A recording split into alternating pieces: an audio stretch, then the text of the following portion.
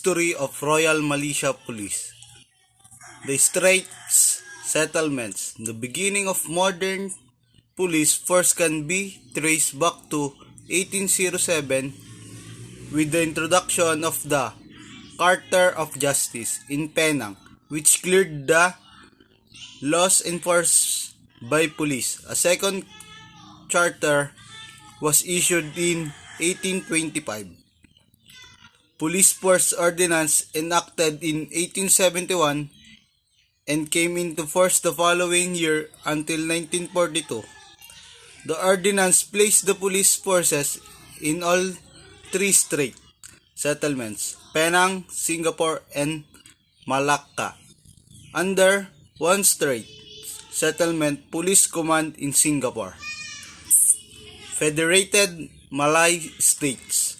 The police forces in Selangor, Perak, Negri, Sembilan, and Pahang formed between 1875 and 1888. The four forces merged as the Federated Malay States, or FMS. Police Force in July 1896.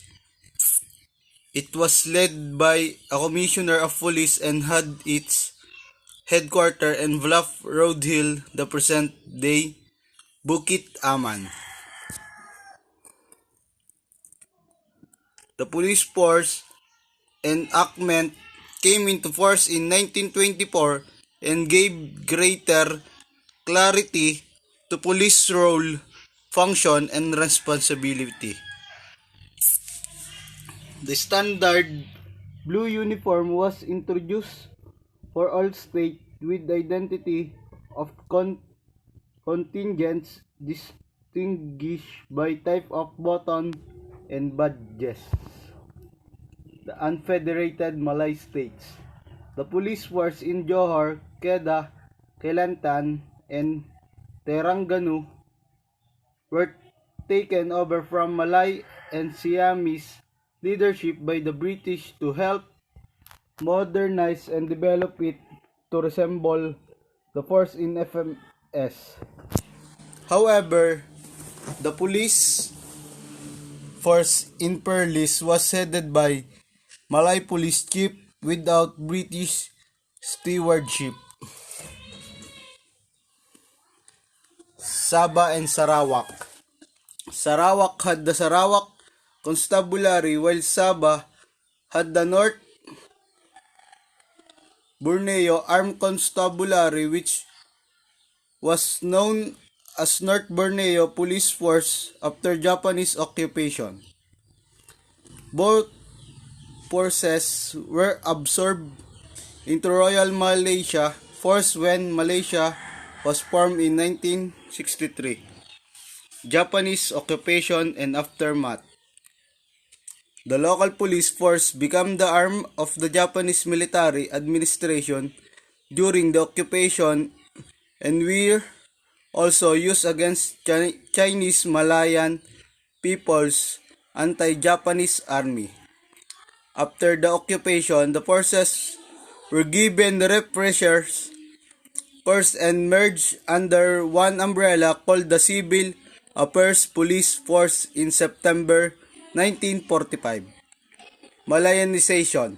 Police force underwent Malayanization in the 1950s when Malayans replaced British in top posts including the Inspector General of Police, the Communist Threat and Independence.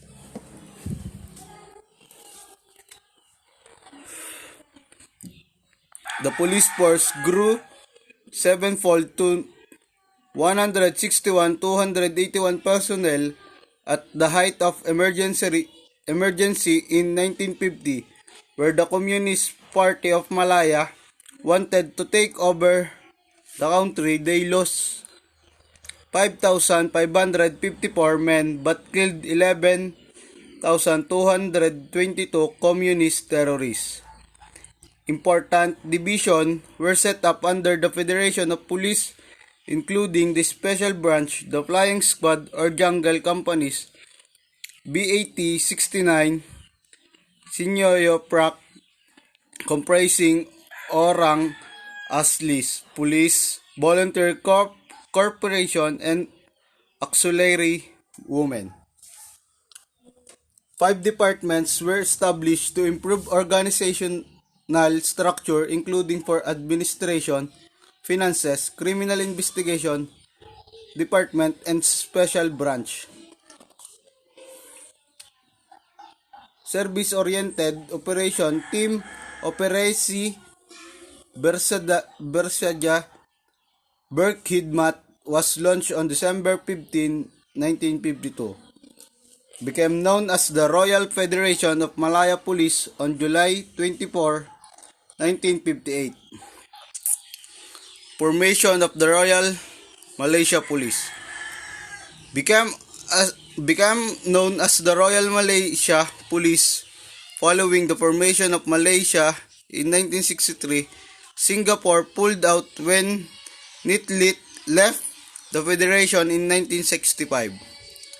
Confrontation and the May 13 incident. Police and military role was coordinated in various levels by the War Executive Committees and Operation Executive Committees during the confrontation. Confrontasi launched by Indonesia against Malaysia in 1963 to 1966 and during the May 13 incident. Evolution of PDRM organization of operational components. Police Act 1967 came into force that year, replacing the Act of 1952. By 1967, there were 33,785 personnel, of which 2,586 were civilian staff. By 1994, it grew to 87,409 and stood at 100,632 last year, where 92,927 were uniform staff and rest were civilian. There are current evolution of PDRM, organization and operational components. Police Act 1967 came into force that year, replacing the Act of 1952. By 1967, there were 33,785 personnel, of which 2,586 were civilian staff. By 1984, it grew to 87,409 and stood at 100,632 last year, where 92,927 were uniform staff and rest were civilians. There are currently 7 departments under the Inspector General of Police. Management, Police, Criminal Investigation, Internal Security and Public Order. Special Branch, Narcotics, Logistic and Commercial Crimes Division. The major operational components of the police force include the General Operation Force or PGA, the Marine Police, the Federal Reserve Unit or FRU, the Special Operations Force PGK, the Traffic Police, the Police Air Wing, and the Narcotics Department.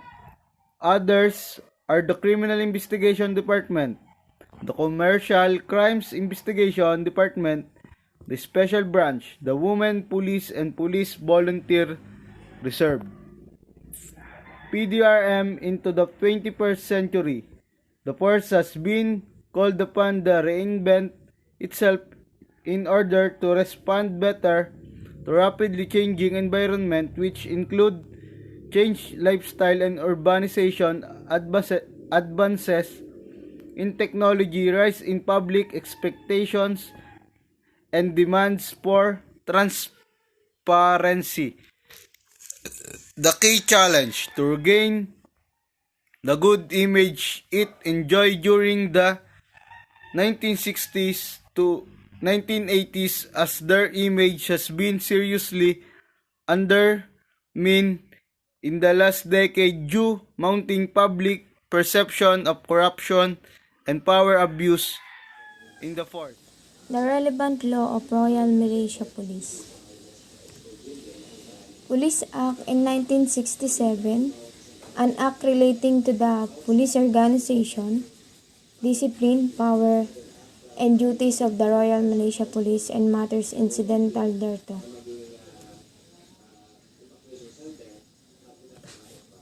Malaysia's Government Transformation Program, or GTP, National Key Result Areas, or NKRA, in 2010, the Prime Minister of Malaysia marked the introduction and implementation of Malaysia's Government Transformation Program, or GTP, and a new chapter in our young nation history.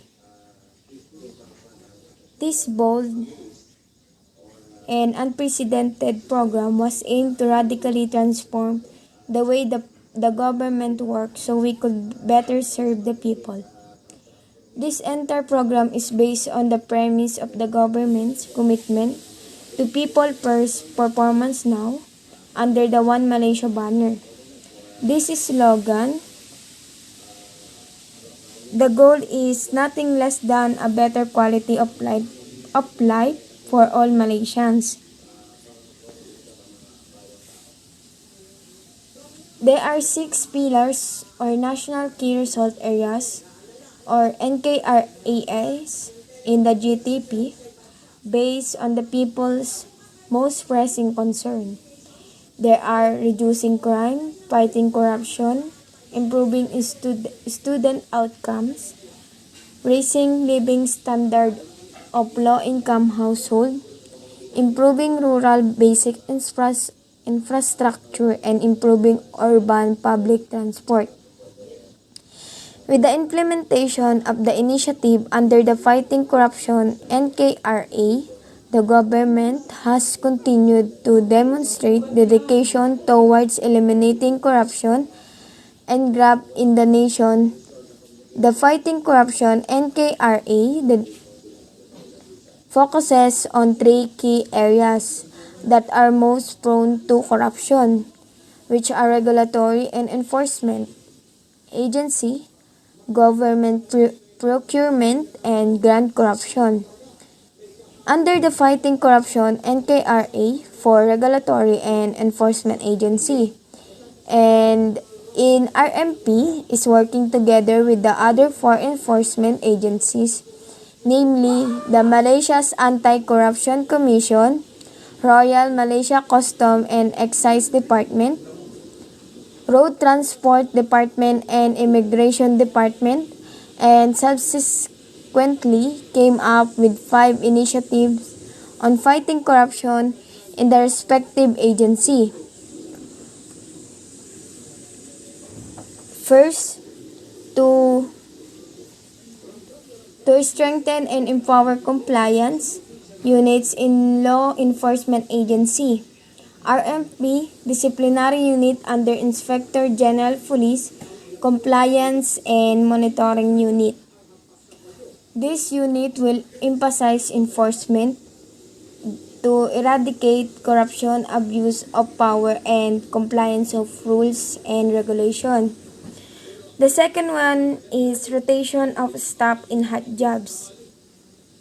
This involves rotating enforcement personnel between jobs or workplace to prevent them from developing close relationship with and collaborating with criminal syndicates or organization, and to strengthen good governance and values. A list of hot jobs which have been identified in RMP are the Criminal Investigation Department, the Secret Societies, Gambling, Vice Unit, Intelligence Unit, and the Police Traffic Department. The third one is reduce bureaucracy and institutionalist control mechanism reporting system. With the integration of Police Reporting System or PRS for Crime and Car Accident Reporting System or CARS, everyone is able to lodge their car accident report in any police station, which will benefit the people by providing more efficient and transparent system using the latest ICT technology by RMP. The fourth one is reduce discretion through automation. To reduce direct contact or human interaction between the people or client and police officer, which is considered as one of the initiatives to reduce opportunities for corruption, through automation, the police can increase the effectiveness of the end result by reducing the time on the service given, and service rendered will be more efficient, accurate, and cannot be manipulated. Narcotics Narcotics Information Management System or SPIN, or a biometric system mechanism used by Narcotics Department RMP to prevent data manipulation to those who are under the police supervision orders or OKP under the Dangerous Drugs Act 1952. By using this system, a systematic database will be able to determine the number of registered OKP compared to the manual system, which will increase effectiveness in monitoring them and prevent any malpractice by any police personnel on this issue.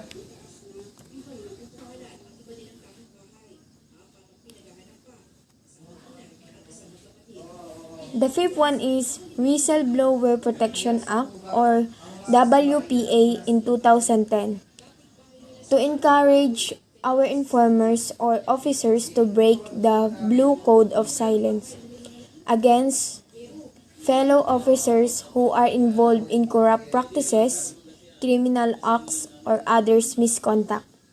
Under this act, the public are also encouraged to inform the relevant authorities of any form of misuse power or misconduct by police personnel.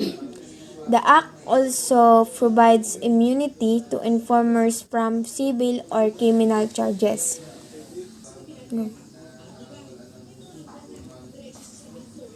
Inspector General Police Secretariat or Disciplinary Department of Royal Malaysia Police since 1976, RMP had practiced a system of check and balance in order to maintain a fair, transparent, and full compliance with rules and regulation when carrying out their duties in uniform. This unit, then known as the Disciplinary Unit, was permanently reformed as the Inspector General of Police or IGP Secretariat Disciplinary Department by virtue of IGP Standing Orders KPN 87/8 dated 25th of March in 2004 and put in direct command of the Inspector General of Police with a specific role to discipline the police force, which includes investigation of violation and subsequent action against defaulters. The reformation of IGP Secretariat or Disciplinary Department under direct orders from the Inspector General of Police shows that RMP gives priority to discipline and integrity in order to achieve its vision and mission. The objective of this secretariat is to strengthen police integrity towards a fair, efficient, and effective police service. The role of Inspector General Police Secretariat or Disciplinary Department of Royal Malaysia Police. This division is headed by the Deputy Head of the IGP Secretariat, or Disciplinary Department, and has a wide framework supported by strong team of legally qualified and experienced officers to ensure compliance with laws, procedures, and best practice by police personnel. This division consists of the following. The first unit is the Implementation and Enforcement Unit. To carry out inspection on all the police units to ensure compliance with rules and regulation and subsequent remedial action or disciplinary proceeding. Within this unit is also the Operation Cell, which carries out special operation based on information of corruption, abuse of power or authority, or any dereliction of duty. This unit also works in tandem with the Narcotics Department in random testing of police officers for suspected drug abuse to deter officers from living an unacceptable lifestyle, which will likely to lead to corruption, criminal behavior, or unethical behavior as police personnel. The second one is inspection or monitoring drugs and disciplinary control system. This system, which has been in place since the 1980s for the rank and file personnel, has been extended to include senior officers up to superintendent. This is closed control system whereby every officer is put in charge and supervises a few subordinates. Supervision in this respect is not limited to on-duty hours but encompassing off-duty hours including lifestyle, friends, family, property, and drug abuse. The third one is the investigation unit. This unit is responsible for carrying out internal investigation which are based on two factors. One is complaints investigation are based on complaints made by the public or by police personnel themselves, either by letters, walk-ins, telephone, through the Government Public Complaints Bureau or BPA, or any other sources such as email, faxes, and texting. The second one of two factors is internal misconduct investigation. Based on internal misconduct and dereliction of duty, all investigations are conducted without fear or favor. Investigation is also carried out at the contingent or state level where the final action is determined either by the state chief police officers. Cases of interest are investigated and dealt with at the federal level. And final decisions are made by either the Deputy Inspector General or Inspector General Police. The fourth one is the intelligence unit. These units provide intelligence and technical support for the operation and investigation units. The fifth one is complaints unit. The complaints unit primary function is to attend to and receive complaints and information from the public or by police officers. All complaints and information are treated in strict confidence. All follow-up actions are commenced without jeopardizing and identify of the complainant.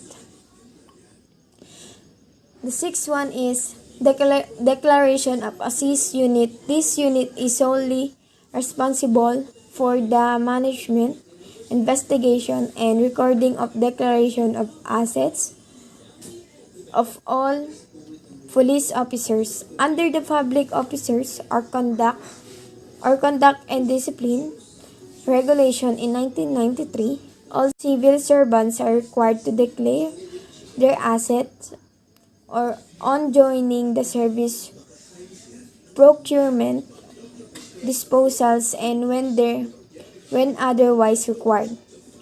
RMP has made this process more stringent, including by having a dedicated unit to monitor all assets, declaration, and conduct investigation. RMP officers must make full disclosure. So, this is the organizational structure of Royal Malaysian Police, and it is headed by the Board of Directors, and under of it are the Corporate Secretary and Legal Affairs. The next one is Head Director and the Internal Audit Unit. Under the Head of Director or Head Director are high quality development of education and excellence, management and financial services, human resource development, corporate planning and development, and the last one is the productivity and competitive development. Under the high quality development of education and excellence are the business excellence, innovation enterprise, Malaysia Productivity Corporation in Northern Region, Malaysia Productivity Corporation in Southern Region, Malaysia Productivity Corporation in East Coast Region, and Malaysia Productivity Corporation in Sarawak Region, as well as the Sabah Region. And then under the management and financial services are the information management, acquisition, financial, information and learning centers, and administration and technical. The next one is the human resource. And then the fourth one is corporate planning and development. Under of is the international relation, customer service and media, marketing, innovation, and business transformation. And then the last one is the productivity and competitive development. Under of it is the smart rules, global competitiveness, and then the last one is the knowledge management. Rank insignia. Senior officers are the commissioners. Inspector General of Police is a senior police officer in the police force, and it refers to the most senior officer of the international police. Deputy Inspector General of Police is a high-ranking official position in police in Bangladesh, India, Kenya, Malaysia, Pakistan, Nepal, Nigeria, and Sri Lanka. Commissioner of Police is a senior rank in many police forces. Deputy Commissioner of Police is a police, income tax, or administrative official in many different countries. Senior Assistant Commissioners of Police is a rank used in the Singapore Police Force, Singapore Civil Defence Force, the New South Wales Police Force of Australia, Royal Malaysia Police, and the Hong Kong Police Force. Assistant Commissioner of Police. It is a rank used in many police forces around the globe, and it is also a rank used in revenue administrations in many countries. The Superintendents.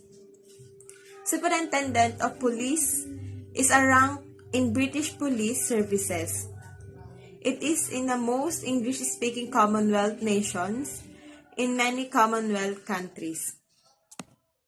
Deputy Superintendent of Police is a rank used several forces in the Commonwealth and formerly in the British Empire. It is also above the Assistant Superintendent and below Superintendent. Assistant Superintendent of Police or assistant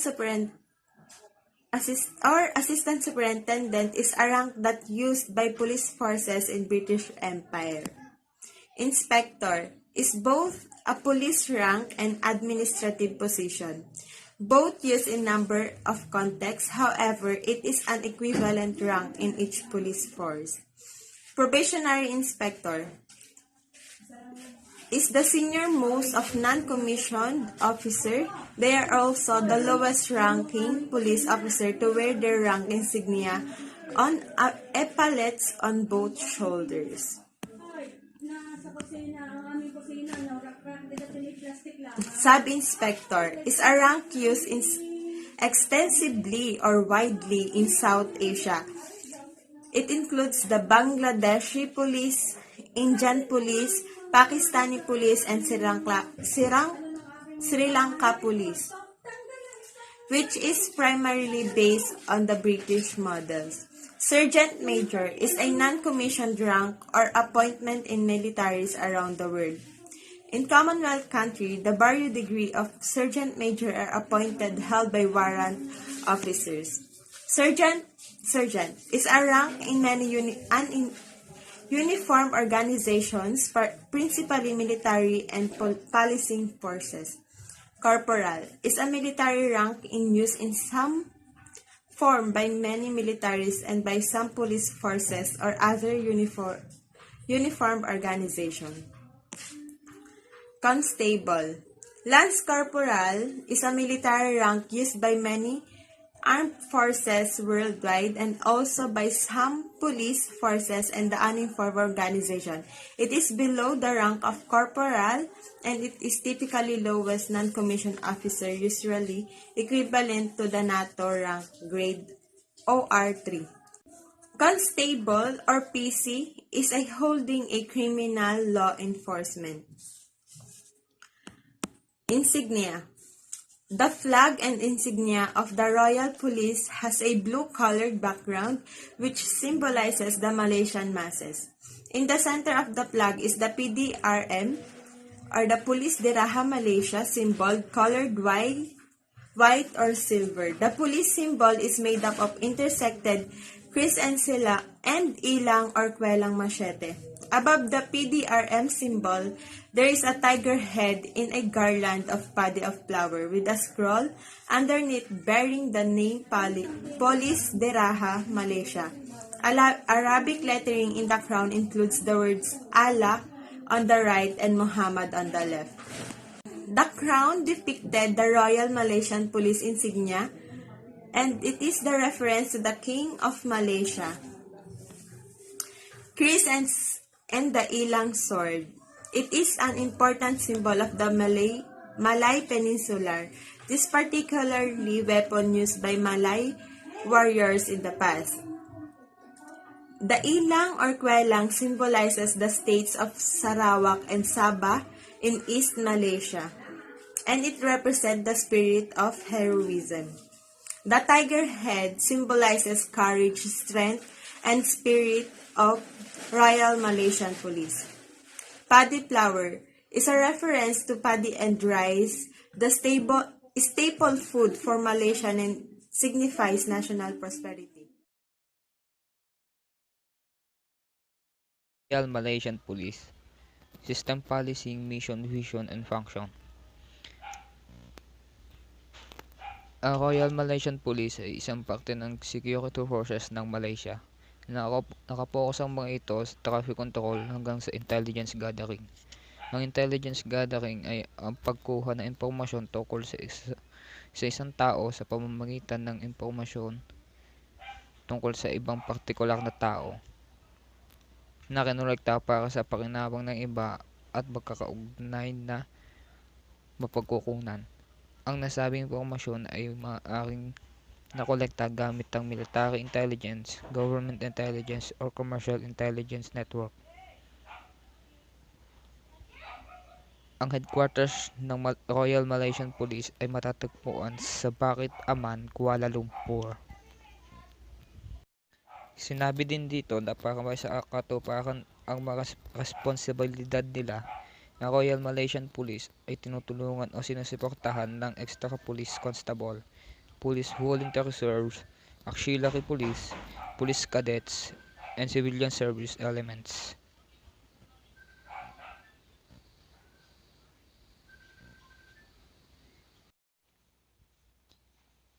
The Royal Malaysian Police cooperates closely with police forces worldwide at ito daw po ay kinabibilangan ng Indonesian National Police, Royal Brunei Police Force, Royal Thai Police, and ng Singapore Police Force.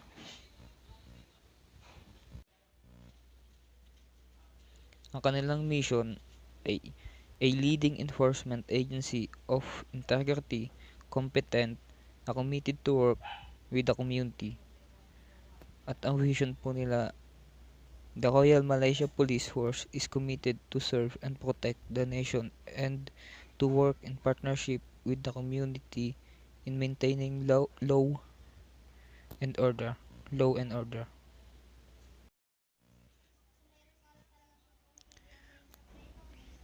Functions. Sa ilalim ng Section 3, Police Act 1967 stipulates that the duties of the Royal Malaysian Police personnel are as follows: apprehending all persons whom he is by law to apprehend o pagdakip sa isang tao sa pagpapahintulot ng batas. Processing security intelligence o sila po ang nangongolekta, nagsusuri sa response to data generated for the potential security threats in real time. Sila din po ang nagko-conduct ng prosecution, giving assistance in the carrying out of any law relating to revenue, excess, sanitation, quarantine, immigration, and registration. Giving assistance in the preservation of order in ports, harbor, and airports of Malaysia, and in enforcing maritime and port regulation, executing summonses, subpoenas, warrants, commitment, and other process lawfully issued by any competent authority, exhibiting information o pagpapakita ng mga impormasyon, protecting unclaimed and lost property and finding the owners, seizing stray animals and placing them in a public fund, giving assistance in the protection of life and property, protecting public property from loss, injury, escorting and guarding prisoners and other persons in the custody of police. Qualification and benefits. To work for the Royal MP, people should complete the net form through Gov website. The subsequent area unit the essential need to be productive applicant. First, age between 18 and 28 years. Second, he or she must have a certification of high school. Third, for officer must have PMR, SPM, STPM, diploma, bachelor or master's. For personal qualities, be a good character, demonstrate good interpersonal skill, be intelligent, show judgment, maturity, and customary sense. For citizenship, he or she should have a Malaysia citizenship or legal permanent standing before employment. Fitness must be medically and physically no medical condition that may limit your ability to securely complete, recruit, coaching, and perform all aspects of investigating. The second one is meet visual sense standard. Driver's license. Possess a totally authorized Category 5 license. Must not be graduated driver license. With no quite 5 demerit points. Out-of-province candidate ought to make certain that they possess the equivalent of these unrestricted drivers allowed before submitting their applications. Criminal record. No criminal convictions that a pardon has not been granted. No criminal charges unfinished before the courts. No criminal activity at the interval of the minimum of 3 years preceding application together with any detected or undetected crime, and involvement at any level together with illicit drugs. For retirement age, it must be 60 years old, and the highest ranking for women is Deputy Commissioner of the Police. For work experience, minimum 2 years post high school and consistent employment history. Second, volunteer expertise within the community. Third, work expertise involving an edge of responsibility and trust. Duties. Duties that involve vital interaction with the general public.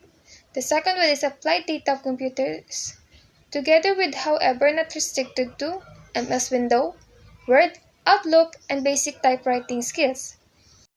Each department of local government has their own list of qualifications. Most law enforcement officials can get to have a sheepskin or GED and no arrest. Individual who would like to be employed by the Royal MP will enter the service at three totally different levels. First, constable, second, constable sergeant, and third is inspector. Selected candidate area unit needed to be required a course for an amount of 3 to 12 months. This includes variety of coaching session and education, together with the following: study of law, police science, marching, weapons, and physical exercise such as martial arts. In addition to that, the individual also be expected to travel to sensible coaching in police district for an amount of 9 months. Upon completion of the coaching, the candidates would be under probation for 3 years before their post is confirmed for good. Candidates must fulfill the following physical criteria. For male, minimum height without shoes is 165 cm or 5'4". Minimum weight is 50 kg. The chest size, at least 81 cm and 86 cm during inhalation. Body mass index between 19 to 26. And vision, past visual test for the left and right eye separate testing with accuracy of 6:9 vision without glasses or contact lenses and not colorblind. For female, minimum height without shoes is 163 cm or 5'3". Minimum weight is 48 kg. There is no chest size. Body mass index is between 19 to 26. Vision. Pass visual test for the left and right eye.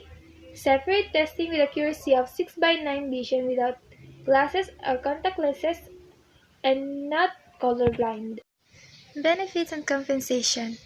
First, competitive salary package. Second, facilities such as housing and vehicle loans. Third, dental and medical benefits. Fourth, life and accident insurance coverage, which provide essential coverage against accidental injuries and medical expenses. And the last one is opportunity for career progression. And that's all for qualification and benefits of the Royal Malaysia Police.